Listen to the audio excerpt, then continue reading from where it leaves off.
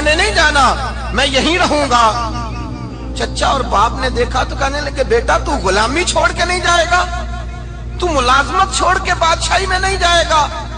तो आपके वालिद को आप फरमाने लगे, अब्बा जी जरा 2 घड़ियां यहाँ रह के तो देखें, यहाँ 2 घड़ियां रह के तो देखें। फरमाया यहाँ मुलाजिमों का वो एजाज है जो शहजादों का हुआ करता है, यहाँ खादिमों की वो इज्जत है। और पता फिर उनको मकाम क्या मिला, ये वाहिद शहाबियां जिनका नाम अल्लाह ने कुरान पाक में बयान फरमाया है, नाम अल्लाह ने कुरान मजीद में बयान फरमाया। हुजूर का अपने गुलामों के साथ जो ताल्लुक था, अपने मुलाजिमों के साथ जो रिश्ता था, बड़ा आदमी आता है ना, बड़ा आदमी, तो लोगों की सांस सूख जाते हैं, उठ के मिलते हैं, बड़ा कुछ करते हैं। मजदूर आता है तो लोग ओए कह के पुकारते हैं, इनको खबर ही नहीं कि इस शख्स का एजाज कितना है। हजरत अनस बिन मालिक रदी अल्लाह ताला अन्हु फरमाते हैं, मैं छोटा सा था, मेरी अम्मा मुझे हुजूर के घर छोड़ गई, मैंने 10 साल नौकरी की नबी पाक की। कितने साल बोलिए? 12वें दिन लोग कहते हैं बस भाई खत्म हो गया, अब फ्रैंकनेस हो गई है, अब जो मर्जी तेरे साथ करेंगे। 10 साल नौकरी की मैंने, लेकिन जनाब अनस फरमाते हैं नबी पाक ने कभी मुझे उफ तक भी नहीं कहा था, उफ तक भी नहीं कहा था, उफ तक भी। हुजूर ने भेजा, जाओ फला आदमी को बुला करके लाओ। हजरत अनस बिन मालिक रदी अल्लाह ताला अन्हु फरमाते, मैं बुलाने गया, बच्चा था छोटा सा, रस्ते में बच्चे खेल रहे थे तो मैं उनके साथ खेलने लगा, महव हो गया, मुझे पता ही ना चला वक्त का। हुजूर ने जब मुझे भेजा तो फरमाया जल्दी जाना और जल्दी आना। अब मुझे खबर ही नहीं, बड़ी देर हो गई। हुजूर वहां इंतजार कर करके खुद तशरीफ लाए। कहते जब नबी पाक आए तो मैं बच्चों के साथ खेल रहा था, हुजूर ने जब मुझे खेलते हुए देखा, मेरी अचानक नजर पड़ी तो मेरे होश उड़ गए। हुजूर ने तो कहा था जल्दी आना, और मैं यहाँ खेलने लगा, यहाँ इतना उलझा के मुझे ख्याल नहीं रहा किस काम आया हूँ। हजरत अनस फरमाते मैं डरने लगा, जैसे जैसे हुजूर करीब आते मेरी टांगें कांपती। फरमाते हैं जब नबी पाक करीब आए तो कुर्बान जाऊं मासूमे आमिना के, फरमाते हैं हुजूर ने मेरी गर्दन पे थपकी दी और हुजूर ने हंस के फरमाया, ओ भाई लगता है तू खेल में गुम हुआ है, तो तुझे याद ही नहीं रहा मैंने किस काम भेजा था, तुझे याद ही नहीं रहा। कहा या रसूलल्लाह सल्लल्लाहु अलैहि वसल्लम मैं भूल गया था, मैं अभी जाता हूँ। क्या अंदाज है, क्या शफकत है, क्या रंग है। हुजूर मैं अभी गया और अभी आया। नबी पाक ने फरमाया नहीं यार तू खेल, मैं खुद ही चला जाता, तू खेल, यहाँ मैं खुद जाता। ये एजाज, ये फजीलत, ये दर्जा किसने जर्रों को उठाया और सहरा कर दिया, ये किसने कतरों को मिलाया और दरिया कर दिया, ये किसकी हिकमत ने यतीमों को किया दुर्रे यतीम और गुलामों को दुनिया भर का मौला कर दिया। ये किसने इतना। मेरे भाई मजदूर को हुजूर ने एजाज दिया। नबी पाक अपने हाथ से काम करने वाले के साथ उसने सलूक करते, मोहब्बत करते, प्यार करते। एक बूढ़ी अम्मा थी जो मस्जिद में झाड़ू देने की मजदूरी करती थी। क्या काम करती थी? दुआ करें अल्लाह हम सबको मस्जिद की सफाई की तौफीक अता फरमाए। बूढ़ी अम्मा थी, मस्जिद की सफाई करती थी, नौकरी करती थी, बीमार हो गई। बुखारी शरीफ में मौजूद है, अल्लाह के महबूब सल्लल्लाहु अलैहि वसल्लम रोज तीमारदारी करने जाते। एक वक्त ऐसा आया कि दिन में 2 मरतबा हुजूर तीमारदारी करने जाते। एक शाम नबी पाक ने फरमाया इसका इंतकाल हो जाए तो मुझे इत्तला करना। सहाबा कहते हैं रात के वक्त उनका इंतकाल हुआ, ठंड का मौसम था, हमने हुजूर को तकलीफ देना मुनासिब न समझा, हमने दफन कर दिया। सवेरे अल्लाह के हबीब ने पूछा तुमने मुझे इत्तला क्यों नहीं दी? हुजूर सर्दी बड़ी थी। कौन जाता है मजदूरों के जनाजों में, कौन जाता है मजदूरों के जनाजे में? यहाँ तो अब जनाजे भी सियासी हो गए हैं। अब तो कोई बहुत बड़ा अमीर आदमी फौत हो जाए तो वहाँ रश होता है, वहाँ रश होता है। गरीबों का तो जनाजा भी कोई नहीं पड़ता। हजरत जनाब सैयदना अबू हुरैरा रज़ी अल्लाह ताला अन्हु फरमाते हुजूर ने फरमाया मुझे इत्तला क्यों नहीं दी? तुम्हें उसके एजाज का नहीं पता? वो मजदूर थी, मस्जिद में झाड़ू देती थी, तुमने खबर ही नहीं दी। हुजूर विशाल हो गया, फरमाया चलो मुझे बताओ कब्र कहाँ है। हुजूर सारा कुछ जानते हैं, लेकिन ये सारी तमीद इसलिए बयान की कि एक मजदूर की शान वाज़े हो जाए। फरमाया बताओ कब्र कहाँ है? सहाबा कहते हम कब्र पे ले गए तो मेरे नबी ने फरमाया सफे बनाओ, मैं दोबारा जनाजा पढ़ाऊंगा। मैं दोबारा जनाजा नहीं हो सकता। उस वक्त हो सकता है जब वारिस ने ना पढ़ाओ, फिर दूसरा जनाजा जायज है। वारिस ना पढ़े तो उससे पहले 20 जनाजे भी हो जाए, तो जब वारिस पढ़ ले फिर दूसरा जनाजा नहीं हो सकता। हुजूर ने दूसरा जनाजा इसलिए पढ़ा है कि हुजूर अपनी सारी उम्मत के वारिस हैं। नबी पाक सारी उम्मत के वारिस हैं। फरमाया पर बनाओ सफे, मैं जनाजा पढ़ाता हूँ। मजदूर को एजाज दिया, प्यार किया। हजरत अब्दुर्रहमान इब्ने औफ रदी अल्लाह ताला अन्हु फरमाते हैं एक दिन मेरा दिल किया था कि मैं गरीब हो जाऊं। क्या हो जाऊं? आप अपने लिए दुआ ना करें, लेकिन हजरत अब्दुर्रहमान इब्ने औफ के अल्फाज तो दोहराए। वो क्या कह रहे हैं कि मेरा दिल करता था मैं अल्लाह, एक दिन मेरा, बड़े अमीर आदमी थे ना, सहाबा में सबसे ज्यादा अमीर, फरमाने लगे एक दिन मेरा दिल किया मैं गरीब हो जाऊं, गुर्बत पसंद कर लूं। असल में गरीब को अपनी शान का नहीं ना पता। इसे जिस दिन पता चल गया कि मैं गरीब की अजमत कितनी है, गरीब हर वक्त अपने आप को कोसता ही रहता है। और मैं अक्सर कहता हूं कि ये बड़े का कसूर नहीं कि उसने तुझे छोटा जाना है, ये तेरा कसूर है। तू एहसास कमतरी में क्यों मुब्तला हुआ? तूने अपने आप को छोटा क्यों जाना? तूने अपने आप को कमजोर क्यों समझा? तूने क्यों समझा कि मैं मजदूर हूं तो मेरी इज्जत ही कोई नहीं, मेरा मकाम कोई नहीं? क्यों तूने ऐसा समझा अपने लिए? हजरत अब्दुर्रहमान, मेरे भाई याद रखें, जब गरीब को पता चले मेरी शान क्या है, मेरे नबी पाक ने फरमाया मैं गरीबों के बीच आया हूं, मैं गरीबों में रहा हूं, मेरे दाएं बाएं गरीब रहते हैं। और कयामत के दिन जब मैं जन्नत में जाऊंगा तो मेरे आगे पीछे गरीब लोग ही होंगे, मैं गरीबों के साथ मिलकर जन्नत में जाऊंगा। हजरत अब्दुर्रहमान इब्ने औफ कहते हैं एक दिन मेरा भी दिल किया था, ये सबसे अमीर थे सहाबा में, और हुजूर ने फरमाया तू पक्का जन्नती है पर सबसे आखिर में जन्नत में जाएगा, इसलिए कि जितना माल है उतना हिसाब भी तो देना है ना, पक्के। हजरत अब्दुर्रहमान इब्ने औफ कहते हैं एक दिहाड़े दिल किया था कि मैं माड़ा होता, मैं गरीब होता, मैं गरीब होता, ये दिल किया मेरा। कहा किस तरह? फरमाने लगे एक मजदूर से आबी थी, हजरत साद अंसारी नाम था, वो हुजूर से मिलने आए। जब उन्होंने हाथ मिलाया ना नबी पाक से, तो हुजूर ने उनका हाथ थाम लिया। गरीबों कमाल कर दी मेरे मुस्तफा करीम ने। नबी पाक ने हाथ थामा, हुजूर ने हाथ, आपको इस बात की लज्जत नहीं आई शायद, नबी पाक ने हाथ थामा मजदूर का। मजदूर कहता मैंने छुड़ाना चाहा तो हुजूर ने पकड़ लिया दबा के, और जब थाम लिया तो मैं ठहर गया, मैं अपनी किस्मत पे नाज करने लगा। हुजूर ने मेरा हाथ खोला, कहते हाथ पे छाले थे, जगह जगह छाले बने हुए थे। तो नबी करीम सल्लल्लाहु ताला अलैहि वसल्लम ने हाथ खोल के फरमाया साद ये क्या हुआ?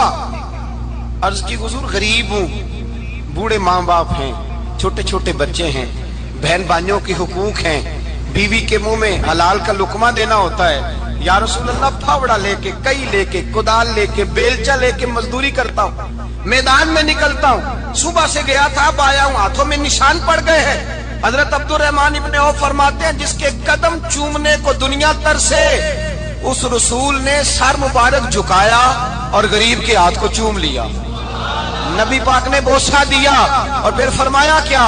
फरमाया ये वो हाथ हैं जिनसे खुदा भी प्यार करता है, मोहम्मद मुस्तफा भी मोहब्बत फरमाते हैं। नबी रहमत अलैहिस्सलाम ने फरमाया ये तेरा वो हाथ है जिससे अल्लाह भी प्यार करता है और अल्लाह का। तो मजदूर को फिर नाज करना चाहिए कि परेशान रहना चाहिए? बोले ना, मजदूर को नाज करना चाहिए ना, उसको अपना हाथ खोल खोल के देखना चाहिए और उसे कहना चाहिए अल्लाह ने मुझे वो हाथ अता फरमाया जिससे रब भी प्यार करता है, मुस्तफा भी प्यार करते हैं। उसे तो एजाज समझना चाहिए, फजीलत जाननी चाहिए, उसे तो नाज करना चाहिए। अल्लाह तबारक व तआला ने मुझे ये एजाज दिया है। किसान जो खेतों में मजदूरी कर रहा है, वो मजदूर जो किसी फैक्ट्री में गया है, रिज़्क़े हलाल की तलाश में निकला है, उसे तो मेरे भाई नाज करना चाहिए, उसे तो खुश होना चाहिए कि अल्लाह ने मुझे ये फजीलत दी।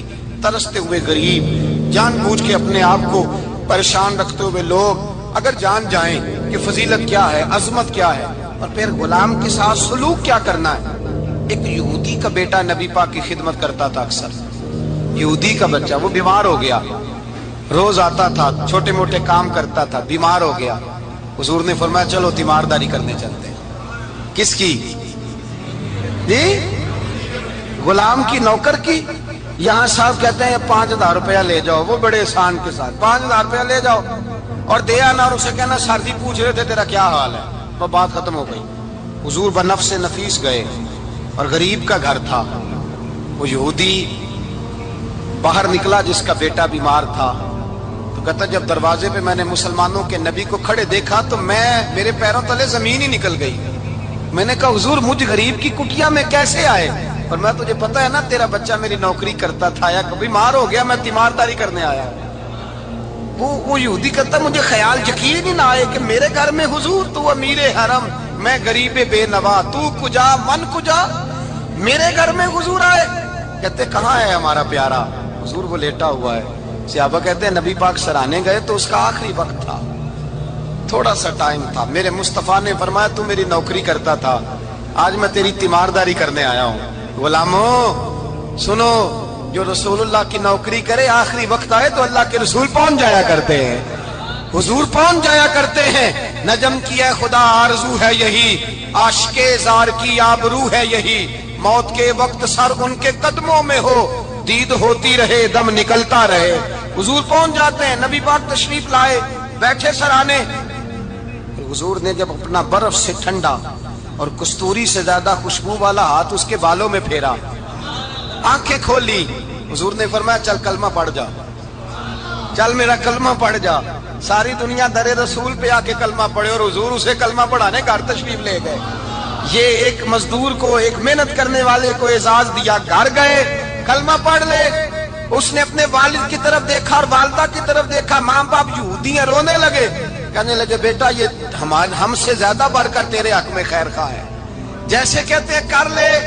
اس نے کلمہ پڑھا اور حضور کی گود میں لوٹ پوٹ ہونے لگا، کلمہ پڑھا، روح پرواز کر گئی۔ شارحین کہتے ہیں جب نبی پاک وہاں سے نکلے تو حضور نے فرمایا اٹھاؤ اس کی میت کو۔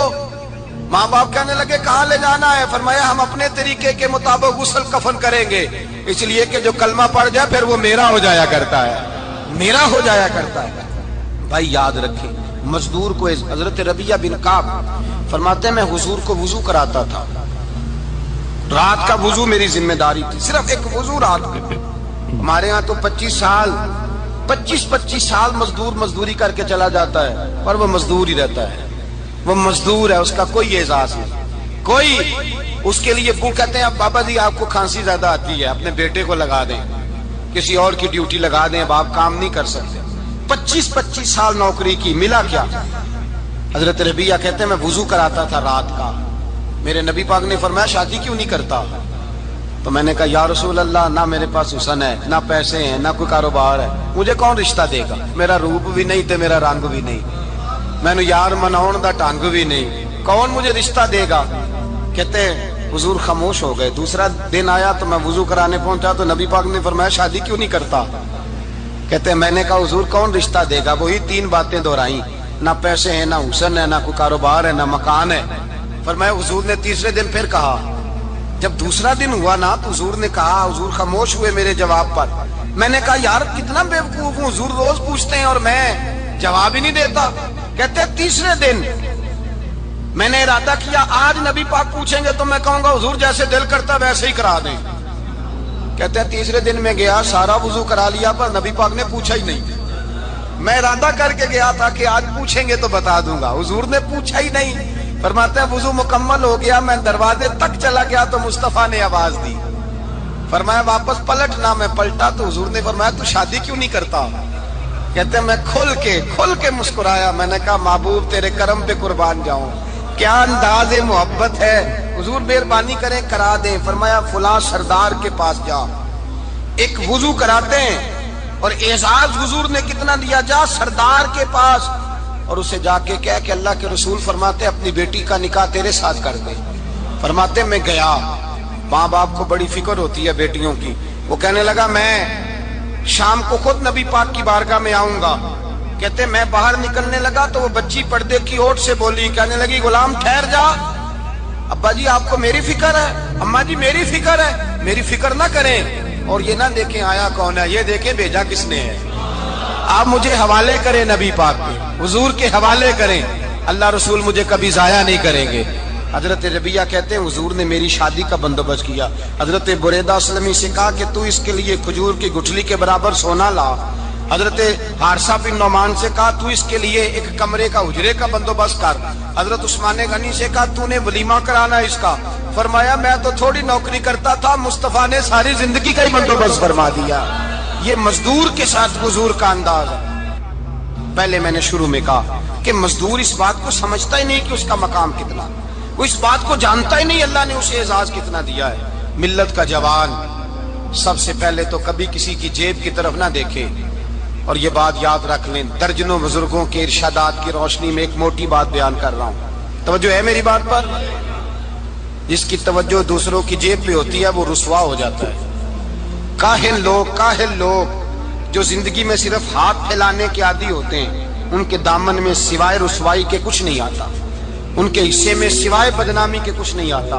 اور جو اپنی بازو کی قوت کے زور پر، اقبال کہتے ہیں اپنی دنیا آپ پیدا کر اگر زندوں میں ہے، سر آدم ہے ضمیر کن فکاں ہے زندگی۔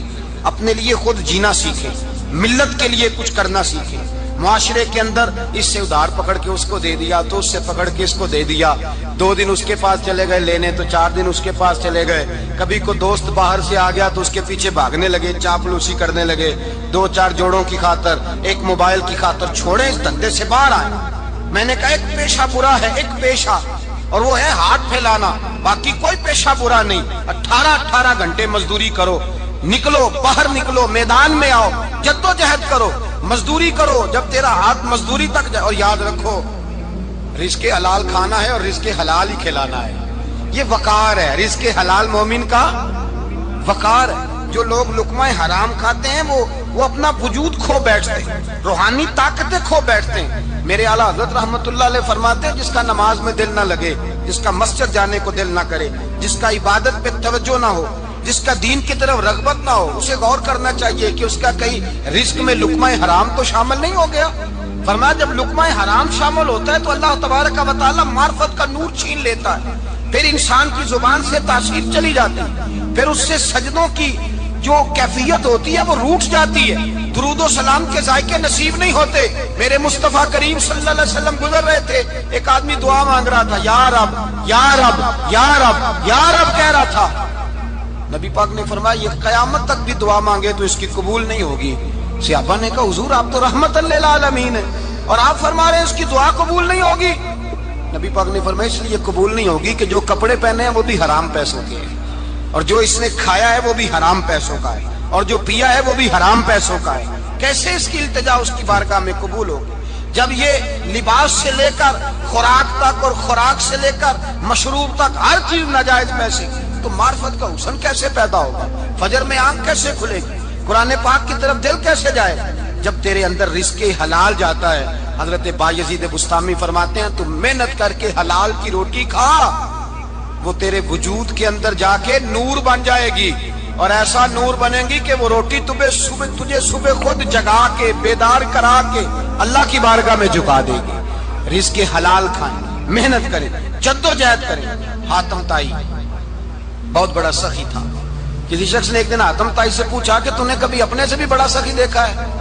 کہنے لگا ہاں میں نے اپنے شہر کا ایک بابا دیکھا تو مجھ سے بھی زیادہ سخی ہے، مجھ سے بھی زیادہ سخی، مجھ سے بھی زیادہ، تجھ سے زیادہ؟ کہنے لگے میں نے سارے شہر کی دعوت پکائی، چھوٹے بڑے امیر غریب سارے آئے، دعوت پکائی سارے شہر کی، سب لوگ آئے، ہر آدمی کو میں نے بلایا، علماء کو، ادیبوں کو، شاعروں کو، تاجروں کو، صنعت کاروں کو، سب کو دعوت دی۔ میں نے سوچا کہ ذرا دیکھوں تو صحیح پلٹ کے کوئی رہ تو نہیں گیا جو آیا نہ ہو۔ چہرے پہ میں نے نقاب ڈالا اور میں باہر نکلا، ایک ضعیف بزرگ لکڑ آ رہا، جنگل میں لکڑیاں کاٹ رہا ہے۔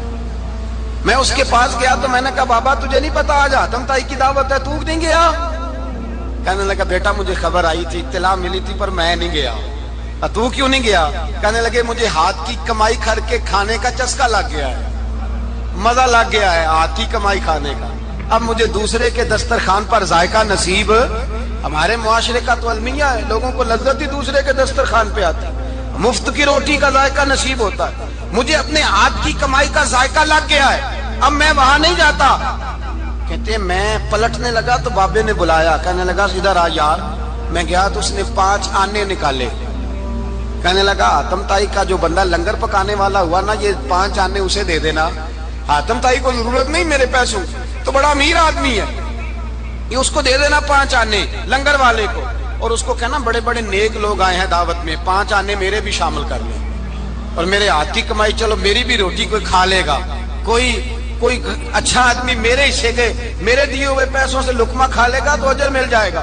حاتم طائی کہتے ہیں میں نے کھینچ کے نقاب اتارا اور بابے کو کہا یار سینے سے لگ جا، میں تو مالدار ہو کے سخی ہوں، تو غریب ہو کے بڑا سخی ہے۔ تو غریب ہو کے بڑا سخی ہے، تیرے اندر اتنی خودداری عزت نفس. میرے بھائی، جس کا ہاتھ پھیلا ہوا ہے اس کا سمٹے گا نہیں، جس کا ہاتھ پھیلا ہوا ہے اس کا سمٹے گا نہیں. جس آدمی نے، میرے نبی پاک صلی اللہ علیہ وسلم نے فرمایا، جس نے اپنی ذات پر سوال کا دروازہ کھول لیا اس نے اپنے اوپر فقر کا دروازہ کھول لیا. سوال کا مجھے دے دو، مجھے دو. اسلام ایک پیشے کو ناپسند کرتا ہے اور وہ ہے مانگنے کا پیشہ، ہاتھ پھیلانے کا پیشہ، سوال کرنے کا پیشہ. اس کو ناپسند کیا ہے. باقی تو میرے حبیب پاک سید عالم صلی اللہ علیہ وسلم نے فرمایا، اگر تو محنت کر کے روزی کماتا ہے تو پھر تو معمولی آدمی نہیں، پھر تو اللہ کا محبوب بن گیا ہے، پھر تو محبوب الہی ہو گیا ہے. تو پھر تو اللہ تبارک و تعالیٰ تجھ سے محبت فرماتا ہے. اگر تو محنت کرتا ہے، مشقت کرتا ہے، آگے بڑھتا ہے، روزگار کے لیے نکلتا ہے، پھر تو اللہ کا محبوب ہے.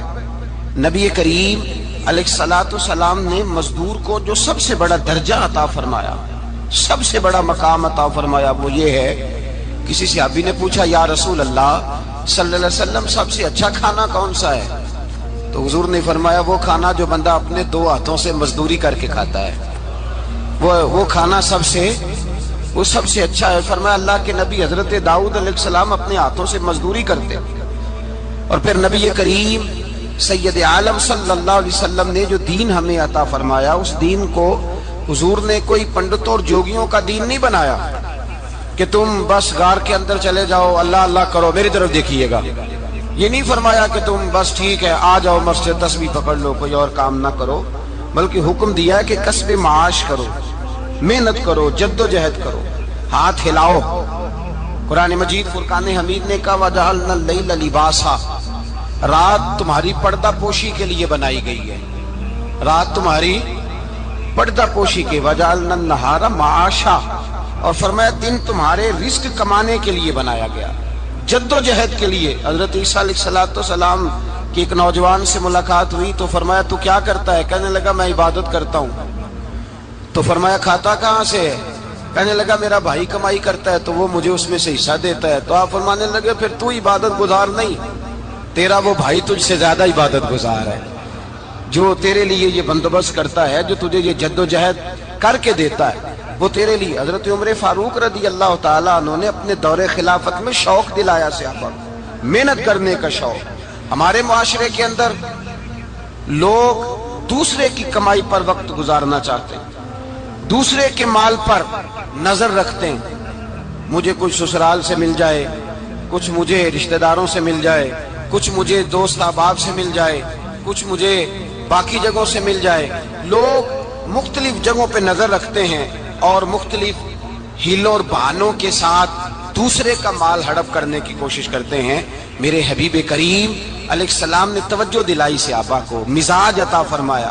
نبی پاک صلی اللہ تعالیٰ علیہ وآلہ وسلم نے ارشاد فرمایا، حضرت عمر کی بات کر رہا تھا، پہلے اس کو مکمل کروں. جناب عمر فاروق رضی اللہ تعالیٰ عنہ نے شوق دلایا صحابہ کو. تو ایک دن آپ گزر رہے تھے تو ایک صحابی وہ درخت لگا رہے تھے، اپنے ہاتھ سے درخت لگا رہے تھے. تو حضرت عمر فاروق رضی اللہ تعالیٰ عنہ نے دیکھا تو دیکھ کر فرمانے لگے، تجھے مبارک ہو، تجھے. فرمایا اللہ تبارک و تعالیٰ تیری عزت بھی بڑھا دے گا اور تیری محتاجی بھی دور فرما دے گا، اس لیے کہ تو محنت کر رہا ہے، تو جد و جہد کر رہا ہے، تو اپنے ہاتھ سے کوشش کر رہا ہے. اللہ تبارک و تعالیٰ تیرا رزق بھی بڑھا دے گا اور اللہ تیری عزت میں بھی اضافہ کرے گا. نبی کریم علیہ الصلوۃ والسلام نے فرمایا، عدل کرنے والے بادشاہ کے ساتھ جو آدمی جہاد کے لیے نکلے اس کا دین میں سب سے بڑا درجہ ہے. عدل کرنے والے حکمران کے ساتھ جو جہاد کے لیے نکلے اس کا سب سے بڑا درجہ ہے. فرمایا میرا وہ غلام جو صبح سے لے کر شام تک ایک دن رزق حلال کے لیے محنت کرتا ہے، فرمایا ایک پورا سال عدل کرنے والے بادشاہ کے ساتھ جہاد کرنے سے اللہ ایک دیہڑی لگانے والے مزدور کو زیادہ ثواب عطا فرمائے گا، اللہ اسے زیادہ اجر دے گا، اس لیے کہ وہ جد و جہد کر رہا ہے، وہ کوشش کر رہا ہے، میدان عمل میں نکلا ہوا ہے. مزدور کو ایک تو کاہلی بڑی ہے. ہر چوتھا نوجوان جس کو ہم دیکھتے ہیں اس کو پوچھتے ہیں تو کیا کرتا ہے؟ تو کاغذ جمع کرائے باہر جانے کے لیے. تو سالوں بیت گئے، بس وہ نہ کاغذ نکلے نہ صاحب باہر گئے. بھائی کوئی کام کر لیں تو کہتے ہیں میرے ابا جی کو 2-4 کروڑ روپیہ دے دیں گے تو کچھ کر لیں گے، اگر نہ دیا تو پھر دیکھیں گے دائیں بائیں۔ اور اس ظلم نے، اس زیادتی نے گناہ کے دروازے کھولے ہیں، لالچ کے دروازے کھولے ہیں، قتل کے دروازے کھولے ہیں۔ اس گناہ نے رشتے ناطے توڑ ڈالے، لوگ کسی کی ذات سے تو پیار کر ہی نہیں رہے، جیب سے محبت ہو رہی ہے۔ لوگ دیکھتے ہیں کہ کون سا ایسا طریقہ اختیار کروں کہ بغیر کمائی کے میرے ہاتھ پیسے آئیں۔ اور خدا کے بندو یاد رکھو، اللہ تبارک و تعالیٰ فرماتے ہیں دنیا تجھے کیا دے سکتی ہے، لوگ تو محتاج ہیں، تو محنت کر اور توجہ میری بارگاہ کی طرف رکھ۔ حضرت عمر فاروق فرماتے ہیں مصطفیٰ کریم صلی اللہ علیہ وسلم نے فرمایا جو توجہ اللہ کی جانب رکھے اور کوشش کے لیے نکل کھڑا ہو، اس طرح پرندہ سویرے بھوکا جاتا ہے شام کو پیٹ بھر کے آتا ہے، اللہ اس بندے کو بھی پیٹ بھر کے روزی عطا فرمائے گا۔ حضرت حسن بصری رحمت اللہ علیہ تشریف فرماتے تو ایک نوجوان آیا، اس نوجوان نے کہا حضرت آج کے بعد میں نے فکر نہیں کرنی کام کاج کی، میں نے نہیں کوئی بھی توجہ کرنی کمانا کیسے ہے کھانا کیسے ہے، میری فکریں دور ہو گئیں۔ فرمایا کیا ہوا؟ کہنے لگا میں آج جنگل میں مزدوری ڈھونڈنے گیا تھا تو میں نے ایک عجیب انداز دیکھا ہے، ایک شیر نے شکار کیا، اس نے کچھ خود کھایا، کچھ اس نے بانٹا، کچھ تھوڑا سا شکار لے کے وہ گیا، پہاڑ کی چوٹی پر ایک لومڑی بیٹھی تھی، وہ لومڑی دونوں ٹانگوں سے معذور بھی تھی، آنکھوں سے اندھی بھی تھی۔ اس شیر نے جا کے اس کے منہ کے اندر وہ شکار ڈالا ہے اور لومڑی نے کھایا ہے۔ کہنے لگا جو رب اندھی اور لنگڑی لومڑی کو پہاڑ پر رزق دے سکتا ہے مجھے بھی دے دے گا، میں نے کوئی کام نہیں کرنا۔ تو حضرت حسن بصری رحمت اللہ علیہ فرمانے لگے کتنی چیزیں دیکھی تو نے، ایک شیر اور ایک لومڑی۔ فرمانے لگے تو نے لومڑی بننے کا پروگرام بنایا، شیر بننے کا کیوں نہیں بنایا؟ تو شیر بننا، خود بھی کھا دوسروں کو بھی کھلا، تو نے لومڑی بننے کا پروگرام بنایا ہے۔ مزدوروں کوئی حضرت حسن بصری فرما رہے ہیں کہ مزدور لومڑی نہیں ہوتا، مزدور تو شیر ہوتا ہے، مزدور تو یہ تو شیر ہوتا ہے، شیر۔ اس کا مالک جو جس نے اس کو دیہڑی پہ رکھا ہے وہ بھی مزدور کی کمائی کھا رہا ہوتا ہے، وہ بھی مزدور کی، تو مزدور تو شیر ہے۔ انہیں سر جھکا کے نہیں جینا چاہیے، انہیں سر اٹھا کے جینا چاہیے۔ یہ تو بڑے قیمتی وجود کے لوگ ہیں جو مزدوری کرنے نکلتے ہیں، ان کے کچھ حقوق ہیں، کچھ حقوق۔ ہمارے حکمران بھی حقوق کا تعین کرتے ہیں، کہتے ہیں 15,000 سے زیادہ، یہ جو بجٹ آیا ہے نا اس میں 15,000 سے زیادہ، کہتے ہیں مزدور کی تنخواہ 15,000 ہونی چاہیے۔ کتنی جی؟ جی 15,000 سے کون سا گھر چلتا ہے؟ ویسے مولویوں کی بھی اتنی ہے، اور میرے خیال ہے کم مولویوں کی 15,000 ہے، 10 کے قریب ہی ہے، اور اس کو بھی کہتے ہیں کہ تو بڑا کھاتا ہے، ارادہ ہے عید کے بعد تجھے چھٹی کرا دی جائے، بڑے خرچے ہیں تیرے مولوی۔ 15,000 روپیہ تنخواہ مزدور کی، گزارا ہوتا ہے؟ آؤ میں تمہیں وہ اس بارگاہ پہ لے جاؤں جس نے سب کو شانیں عطا فرمائی ہے۔ حضرت ابوبکر صدیق رضی اللہ تعالیٰ عنہ خلیفۃ المسلمین بنے، خلیفہ بنے تو سویرے جس رات خلیفہ بنے سویرے سر پہ ٹوکری رکھی، منڈی کی طرف جا رہے ہیں۔ حضرت عمر فاروق رضی اللہ تعالیٰ عنہ مولا علی شیر خدا کو کسی نے بتایا کہ وہ تمہارا خلیفہ تو جا رہا ہے مزدوری کرنے، وہ تو جا رہا ہے کمائی کرنے۔ حضرت علی شیر خدا مولا کائنات جناب فاروق اعظم دونوں نے رستے میں روکا کہ ابوبکر کہاں جا رہے ہو؟ فرمانے لگے کام کرنے جا رہا ہوں، مزدوری کروں گا، منڈی میں جاؤں گا، تجارت کرتا تھا اس کو جاری رکھوں گا، بچوں کا پیٹ بھی تو پالنا ہے۔ اب تمہاری حکومت کے پیچھے بچے تو نہیں نا بھوکے مروا لینے، میں نے کچھ کرنا تو ہے۔ حضرت عمر کہنے لگے چلا آ کے بیٹھ، ہم صحابہ کو اکٹھا کرتے ہیں اور مال غنیمت سے تیرا وظیفہ لگاتے ہیں، آپ کو وظیفہ ملے گا مانا، تو آپ بیٹھ کر کے مسجد میں تو ڈیوٹی کریں۔ بیٹھ گئے، مشاورت ہوئی تو حضرت ابوبکر صدیق رضی اللہ تعالیٰ پوچھنے لگے جناب بتلائیے آپ کا کتنا وظیفہ لگایا جائے؟ تو حضرت ابوبکر صدیق فرمانے لگے اتنا لگا دو جتنی ایک مزدور کی تنخواہ ہوتی ہے۔ تو ایک صحابی بول کے بڑے میٹھے اور دھیمے لہجے میں کہنے لگے ابوبکر اگر تیرا گزارا نہ ہوا تو، اگر تیرا گزارا نہ ہوا تو۔ حضرت ابوبکر صدیق فرمانے لگے اگر میرا گزارا نہ ہوا تو میں مزدوروں کی تنخواہوں میں اضافہ کر دوں گا، اگر مزدوروں کے گھر چلنے لگیں گے تو میرا بھی چلے گا، میں ان کی تنخواہیں بڑھاؤں گا صرف اپنی۔ تو مزدور کے حقوق کا تعین کیا۔ سب سے پہلے تو میرے نبی پاک علیہ السلام نے منع فرمایا جس کو مزدوری پر رکھو پہلے اس کے ساتھ اجرت طے کرو، حضور صلی اللہ علیہ وسلم نے فرمایا جب تک اجرت واضح نہ ہو جاؤ کسی کو کام پر، جب تک اجرت واضح نہ ہو جائے، مکمل نہ ہو جائے کہ کیا دینا ہے، طے کرے کیا لوگے، جو جناب دے دیں گے لے لوں گا، شریعت اس کو پسند نہیں کرتی، محبوب نہیں رکھتی۔ پہلے اس کے ساتھ پہلا حق مزدور کو یہ دیا کہ اس کی اجرت پہلے، بولیے اجرت پہلے اجرت طے ہوگی، یہ پہلا حق ہے۔ اور مزدور کا دوسرا حق کیا بیان کیا میرے نبی پاک نے؟ فرمایا جب، اور یہ ایسی اعلیٰ بات ہے کہ جتنے حقوق لکھنے والے ہیں نا، جتنے بین الاقوامی سطح پر انسانی حقوق کا چارٹر بنانے والے ہیں، وہ کہتے ہیں کہ یہ ایسا نقطہ حضور نے بیان کر دیا ہے کہ اس سے آگے کو بڑھ ہی نہیں سکتا، یہ ایسی بات ہے کہ جس کی شرح بھی کوئی نہیں کر سکتا۔ میرے حبیب کریم علیہ الصلوۃ والسلام نے فرمایا پہلے طے کرو، اور کیا خوبصورت لفظ ہے، قانون بنا دیا۔ فرمایا جب مزدور مزدوری کر لے تو اس کا پسینہ خشک ہونے سے پہلے اسے ادا کر دینا، اس کا پسینہ خشک ہونے سے پہلے اسے اس کی مزدوری دے دو۔ بیچارے نے محنت کی ہے، اپنے گھر جائے، یہ نہیں کہ اس نے مزدوری کیا تو تم نے کہا نہیں ادھر سے پینٹ صحیح نہیں ہوا، یہ تو لے جا 2000 اور پھر میں تیرا حساب کروں گا، ابھی ذرا میں چیک کرا لوں 2-4 لوگوں کو بلا کر کے، وہ فلاں جگہ سے نا ایک کونا خالی رہ گیا۔ اللہ سے ڈرنا چاہیے، اللہ سے ڈرنا چاہیے۔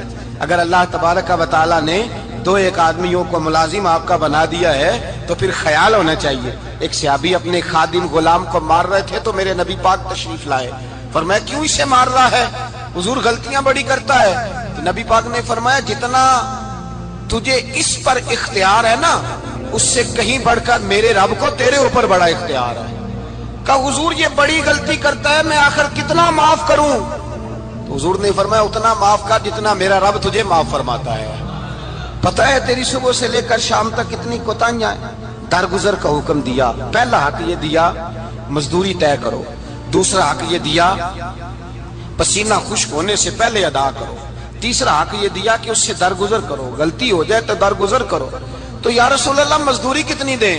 میرے نبی پاک بخاری مسلم حضور سید عالم صلی اللہ علیہ وسلم نے فرمایا مزدور کا حق بیان کیا نبی پاک نے، اور ایک بات ارشاد فرمائی تو اس کے اندر کئی پہلو، ایک حدیث میں کئی پہلو بیان فرمائے۔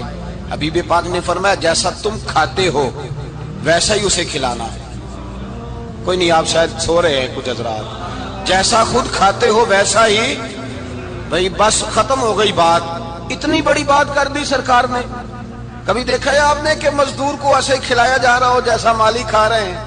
حضور نے فرمایا بھئی مزدوروں کا حق یہ ہے کہ جیسا تم نے کھانا ہے ویسا اسے کھلانا ہے، اور فرمایا جیسا تم نے پہننا ہے ویسا اسے پہنانا ہے۔ اور پھر میرے حبیب کریم علیہ الصلوۃ والسلام نے ارشاد فرمایا اس کی ہمت سے بڑھ کر تم اس پر بوجھ نہیں ڈال سکتے، جتنا کام وہ کر نہیں سکتا اتنا تم اسے دے نہیں سکتے۔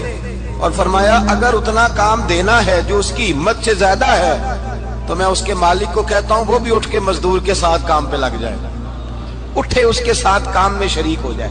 مزدوری کا بھی تعین فرمایا، اور پھر اس کو کام کس مقدار کا دینا ہے، مزدور کو کس قدر زیادہ اس پر بوجھ ڈالا جائے گا، یہ بھی مصطفیٰ کریم نے بیان فرمایا۔ فرمایا جو لا یکلف اللہ نفسا الا وسعها، اللہ بھی تم پر وہ بوجھ نہیں ڈالتا جو تم اٹھا نہیں سکتے، تو کسی مزدور کو تم ایسا کام نہیں بتاؤ گے۔ حضرت عثمان غنی رضی اللہ تعالیٰ عنہ ایک دن حضرت عمر فاروق سے کہنے لگے عمر بس کر دے یار، تیرے بعد بھی تو لوگوں نے خلیفہ بننا ہے، کیسے کوئی تیرے رستے پہ چلے گا؟ تو حضرت عثمان غنی سے جناب عمر کہنے لگے کیا ہو گیا؟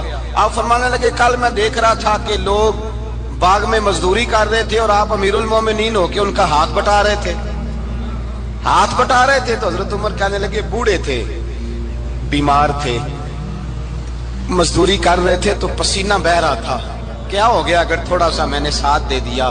حضرت جناب سیدنا فاروق اعظم یہ لفظ کہتے ہوئے رو پڑے۔ آپ فرمانے لگے میں کسی بادشاہ کا شہزادہ نہیں، میں بھی اسی باپ کا بیٹا ہوں جو اونٹ چرا کے گزارا کیا کرتا تھا۔ میں نے آگے بڑھ کے لوگ حیثیت بھول جاتے ہیں، اپنی حیثیت بھول جاتے ہیں۔ اللہ تبارک و تعالیٰ جب کچھ عطا کرتا ہے ان کا رویہ اپنے ماتحتوں کے ساتھ اتنا سخت اور جابرانہ آمرانہ ہو جاتا ہے، اس قدر زیادہ ان کے لب و لہجے میں کڑواہٹ آ جاتی ہے، اس قدر زیادہ ان کی طبیعتوں کے اندر سختی اور غرور بھر جاتا ہے کہ وہ احساس ہی نہیں کرتے کہ جو سامنے بیٹھا ہے وہ بڑا ایک دکھی انسان ہے اور وہ تکلیف میں ہے، وہ آزمائش میں اپنے آپ کو مبتلا سمجھ رہا ہے۔ حضرت ابو ذر غفاری رضی اللہ تعالیٰ عنہ فرماتے ہیں میں اپنے ماتحتوں کے حق میں بڑا سخت تھا، سخت تھی میری طبیعت، میرے غلاموں کی جرت ہی نہیں تھی کہ وہ میرے سامنے گفتگو کر سکیں اور ٹھہر بھی سکیں۔ فرماتے ہیں جس دن میں کلمہ پڑھ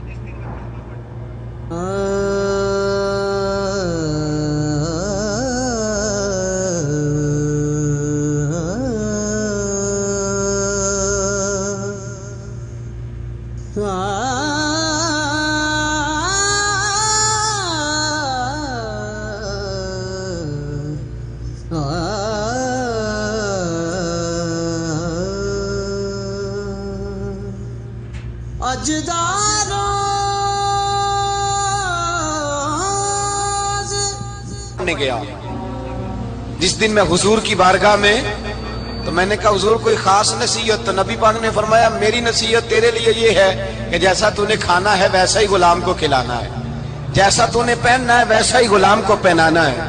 حضرت ابو ذر کہتے ہیں جو میرے اندر کمی تھی وہی میرے نبی نے نصیحت کر دی، جو میرے اندر کوتاہی تھی وہی غیب جاننے والے رسول نے بتلا دی۔ فرماتے میں گھر گیا، جب میں جاتا تھا تو ملازموں کا سانس خشک ہو جاتا تھا، وہ کانپنے ہانپنے لگتے تھے کہ جانے اب یہ کیا کرے گا۔ حضرت ابو ذر غفاری فرماتے میں گیا، ایک شخص سے میں نے کہا کھانا پکاؤ، کھانا پکایا، دسترخوان پہ لگایا اور اپنے سارے ملازموں کو کہا آؤ یار میرے ساتھ بیٹھ کے روٹی کھاؤ، آؤ سارے میرے ساتھ بیٹھ کے کھانا کھاؤ۔ فرماتے ہیں انہوں نے کھانا کھایا، پھر میں ان کو بازار لے گیا، جیسے کپڑے میں پہنتا تھا ویسے ہی میں نے ان کے لیے بھی خریدے۔ فرماتے ہیں میرے غلام کہنے لگے آقا خیر تو ہے نا، خیریت تو ہے نا، کیا ہوا؟ مزاج مبارک تو ٹھیک ہے، کیا ہو گیا؟ اور یہ جو ہم فضا کو اتنا خوبصورت دیکھ رہے ہیں اور یہ جو ہم اتنی پیاری ریم جھیم برستی دیکھ رہے ہیں یہ جاری رہے گی یا ایک دن کی ہے؟ تو حضرت ابو ذر غفاری رو پڑے، کہنے لگے اب تمہیں ابو ذر غفاری بدلا ہوا ملے گا، اس لیے کہ اب میں وہ نہیں رہا، اب میں رسول اللہ کا کلمہ پڑھ کے غلام مصطفیٰ بن گیا ہوں، اب میں بدل گیا ہوں، میری طبیعت بدل گئی۔ غلاموں کے حق میں حضرت مولا علی شیر خدا غلام کو لے کر کے گئے دکان پر، حضرت مولا علی غلام کو لے کر گئے کپڑے کی دکان پر، 2 جوڑے خریدے، ایک کم قیمت کا ایک زیادہ قیمت کا، ایک کم قیمت کا ایک زیادہ قیمت کا، 2 جوڑے خریدے۔ جب واپس لوٹے تو غلام سے کہنے لگے تو اپنا لے لے۔ غلام کو پتا تھا کہ اس زمانے میں ہوتا کیا تھا، اس نے کم قیمت کا جوڑا اٹھایا۔ حضرت علی فرمانے لگے عجیب آدمی ہے، یہ تو تیرا نہیں یہ تو میرا ہے۔ اس نے کہا حضور کس طرح سے؟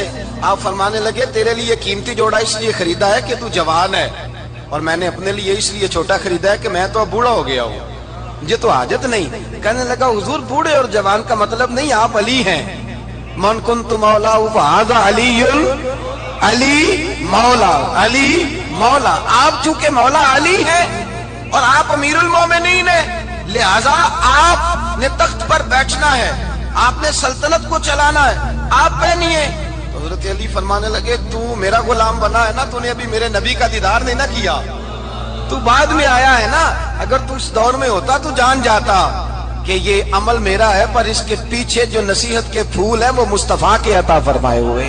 تو بھائی یاد رکھیں نبی کریم سید عالم صلی اللہ تعالی علیہ وآلہ وسلم نے تعین فرمایا مزدور کے حقوق کا، تعین کیا۔ حضرت حکیم بن حزام کہتے ہیں میں حضور کی بارگاہ میں بیٹھا تھا تو نبی پاک صلی اللہ علیہ وسلم سے میں نے کہا یا رسول اللہ آپ کو کون سا آدمی پسند ہے، کون سا محنت کرنے والا پسند ہے؟ تو حضور نے فرمایا جس کے دونوں ہاتھ کام کریں، دونوں پیر چلیں اور اس کی پیشانی پر پسینہ آئے، وہ بندہ مجھے بڑا اچھا لگتا ہے۔ جس کی پسینہ آئے، آج لوگ مزدوری نہیں کرتے، دائیں بائیں دیکھتے ہیں، لوگ اپنے اندر وہ توانائی، وہ غیرت، وہ خودداری پیدا نہیں کرتے۔ بھائی گردن کو جھکا دیتا ہے خیرات کا پتھر، جہاں میں مانگنے والوں کے سر کبھی اونچے نہیں ہوتے۔ اور ایک بار کہنے لگے غیرت ہے بڑی چیز جہاں نے تگ و دو میں پہناتی ہے یہ فقر کو تاج سردارا۔ اپنے اندر یہ توانائی پیدا کرنی چاہیے، یہ کوشش کرنی چاہیے۔ میرے نبی کریم صلی اللہ علیہ وسلم نے فرمایا تمہارے بعض گناہ ایسے ہیں جو صرف تم مزدوری کرنے جاؤ گے تو اللہ تمہاری مزدوری کی وجہ سے ہی تمہارے گناہ معاف فرما دے گا، اللہ تمہاری محنت اور کوشش کے سبب سے تمہاری ان غلطیوں سے درگزر فرمائے گا۔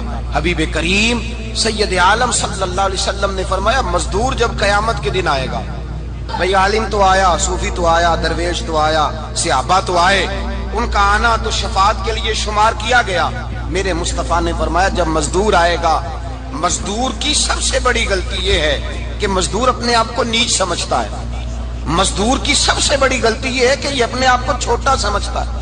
اس کی زیادتی یہ ہے کہ یہ اپنی سوچ کو بڑا نہیں کرتا، یہ سمجھتا ہے نہیں کہ بھئی میں تو دو ہاتھوں کی محنت کی کمائی کھاتا ہوں، یہ آرزو کرم اور میں آپ سے کروں، یہ بھیک اس کو دیجئے جس کا خدا نہ ہو۔ مزدور کی زیادتی یہ ہے کہ یہ اپنے آپ کو چھوٹا جانتا ہے۔ میرے مصطفیٰ نے فرمایا جب مزدور محنت کرنے والا قیامت کے دن آئے گا تو اس کا چہرہ اس طرح چمکے گا جس طرح 14ویں کا چاند چمکا کرتا ہے، اس قدر اس کا چہرہ چمکے گا جب آئے گا وہ صبح قیامت۔ میرے بھائیو، مزدور ایک عظیم شخصیت کا نام ہے۔ محنت کرنا، اپنے دونوں ہاتھوں سے مشقت کرنا، جدوجہد کرنا۔ مجھے کئی سارے لوگ، میں جب ملک کے مختلف گوشوں میں جاتا ہوں تو کئی سارے لوگ کہتے ہیں آپ کے ابا جی کا مزار کدھر ہے، آپ کس مزار کے سجادہ نشین ہیں؟ تو میں ان سے کہتا ہوں میں سجادہ نشین نہیں، میں تو کسان کا بیٹا ہوں، اور میں اس شخص کا بیٹا ہوں جو رات کو 2 بجے اٹھ کے بھی گھر سے نکلتے تھے 2 نفل پڑھ کے، تو ہم پوچھتے تھے کہ اماں جی ابا جی کہاں گئے؟ تو کہتے تھے چند کھیتوں کو پانی لگانا تھا، اور رات کو رخصت ہو گئے۔ فخر کی بات ہے، یہ اعزاز کی بات ہے، یہ اعزاز کی بات ہے۔ ہم نے ساری زندگی ان کے ہاتھ پہ چھالے دیکھے، لیکن بات لفظ زبان پر یہی دیکھی کہ بیٹا عزت والا وہی ہوتا ہے جو اپنے ہاتھوں سے محنت کر کے روزی کھایا کرتا ہے۔ بھائی یاد رکھیں یہ اعزاز کی بات ہے، اعزاز۔ مزدور کا بیٹا فخر کرے، کسان کا بیٹا ناز کرے۔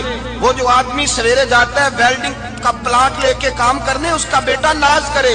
وہ جس کا باپ پھاوڑا چلاتا ہے، چھینی چلاتا ہے، تھوڑا چلاتا ہے، وہ ناز کرے۔ اور مزار صرف ان لوگوں کے نہیں ہوتے جو اللہ اللہ کرتے ہیں، ہو کرتے ہیں، وہ تو قابل اعزاز ہے اللہ کے بندے، ان کے بھی مزار ہوتے ہیں۔ مزار وہ بھی ہوتا ہے جس کو میرے مصطفیٰ نے فرمایا القاسم حبیب اللہ، جو محنت کرتا تھا، ہاتھوں سے جدوجہد کرتا تھا، وہ بھی تو اللہ کا دوست ہے نا، اس کا بھی تو مزار ہے نا، اس کی بھی تو قبر پر انوار ہے جو اللہ کا محبوب ہو کے گیا۔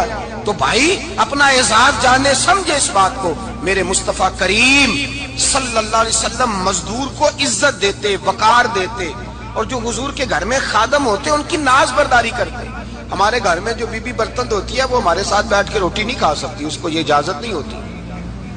ہمارا جو مزدور ہوتا ہے نا، ایک صاحب کہنے لگے یہ بچہ میرے پاس کام کرتا ہے، اس کے ابا جی بھی کرتے تھے، تو میں نے کہا اس کا مطلب یہ ہے کہ تم نے آگے نہیں بڑھنے دیا، تم نے کہا مزدور ہی رہنا ساری زندگی، یہی رہنا میرے پاس، آگے نہ بڑھنا۔ میرے مصطفیٰ کریم سید عالم صلی اللہ علیہ وسلم کے پاس جو لوگ کام کرتے تھے، محنت کرتے تھے، مشقت کرتے تھے، ہمارا ملازم ڈرتا ہے، کامتا ہے، وہ بات کرتا ہے تو صاحب جی کہتے کہتے زبان تھکتی ہے، 100 دفعہ موڈ کو دیکھتا ہے، گالیاں کھاتا ہے بیچارہ، اس کی عزت نفس کو اچھالا جاتا ہے، اس کو رسوا کیا جاتا ہے، اور وہ بیچارہ رات کو رضائی میں منہ دے کے روتا ہے کہ یار میرے نصیب صرف اس لیے کمزور ہیں کہ میں غریب کے گھر میں پیدا ہوا ہوں۔ ہم احساس نہیں کرتے، اور مزدور کو کبھی موقع مل جائے جان چھوٹنے کا تو بھاگ جاتا ہے۔ ہمارا کردار اور اخلاق ایسا نہیں ہوتا۔ حضرت زید بن حارثہ رسول اللہ کے غلام تھے، نبی پاک کے گھر میں جھاڑو دیتے تھے، برتن مانجتے تھے۔ یہ بچپن میں اپنے قبیلے سے گم ہو گئے تھے، کسی نے اغوا کر کے لا کر کے بیچ دیا تھا، گم ہو گئے تھے، حضور کی بارگاہ عالی مرتبت میں لائے گئے۔ حضرت زید بن حارثہ سارا دن کام کاج کرتے، کوئی آدمی آیا ان کے علاقے کا مکہ مکرمہ، ان کو پہچان کر واپس گیا ان کے قبیلے میں، اور جا کے بتلایا کہ تمہارا بیٹا تو محمد ابن عبداللہ صلی اللہ علیہ وسلم کے پاس۔ اس وقت حضور نے بھی اعلان نبوت نہیں فرمایا تھا۔ ان کے والد حارثہ چچا لینے آئے، اور نبی پاک کے پاس آئے تو 2 تھیلیاں شرفیوں کی بھر کے لائے۔ کہنے لگے حضور یہ پیسے لے لیں، 2 تھیلیوں میں پیسے ڈالیں، دینار ہے درہم ہے، حضور لے لیں، ہمارا بیٹا دے دیں۔ نبی پاک صلی اللہ علیہ وسلم نے فرمایا تمہیں غلطی لگ گئی ہے، پیسے پیچھے ہٹاؤ، میں زید کو بلاتا ہوں، میں زید کو، ادھر دیکھیے گا، میں زید کو، میں اسے بلاتا ہوں، اگر وہ جانا چاہے تمہارے ساتھ تو مجھے اعتراض نہیں لے جانا۔ چچا اور باپ کہنے لگے آپ عجیب بات کرتے ہیں، وہ غلامی چھوڑ کے نہیں جائے گا، آپ عجیب بات کرتے ہیں، وہ مزدوری چھوڑ کے بادشاہی اختیار نہیں کرے گا، ہم کھاتے پیتے لوگ ہیں، اس کی ماں ترس گئی ہے اس کو ملنے کو، بہنیں روتی ہیں، وہ جائے گا نہیں۔ میرے حبیب نے فرمایا تم نے ابھی یہ ذائقہ چکھا نہیں، تمہیں اس کا پتہ نہیں، تو میں بلاتا ہوں، اگر جانا چاہے تو پیسوں کی ضرورت نہیں، لے جانا۔ حضرت زید کو پیغام دیا، آئے، حضور نے فرمایا وہ تمہارے والد کھڑے ہیں، وہ چچا ہیں، لینے آئے ہیں۔ جناب زید گئے، باپ کے گلے سے لگے، بچھڑے ہوئے باپ بیٹا ایک دوسرے کو مل کے کھل کے روئے۔ کہا بیٹا تیری ماں کی آنکھیں پتھر ہو گئی تیرا رستہ دیکھ کے، تیری بہنیں ترستی ہیں تیرے چہرے کے دیدار کو، بیٹا وہ گلیاں بھی روتی ہیں جن میں تو کھیلا کرتا تھا، پر اب فکر کی بات کوئی نہیں، اب کوئی پریشانی نہیں، میں پیسے لایا ہوں تجھے لے جاؤں گا۔ نبی پاک صلی اللہ علیہ وسلم نے دیکھا نا، جب باپ بیٹے کی گفتگو ہو گئی، آنسو بہ گئے، بوجھ ہلکے ہو گئے، تو میرے قریب نے فرمایا زید اگر تم چچا کے ساتھ والد کے ساتھ جانا چاہو تو میری طرف سے اجازت ہے، تم جا سکتے ہو۔ یہ لفظ کہے تو جناب زید دوڑ کے حضور کے قدموں میں آ کے بیٹھ گئے۔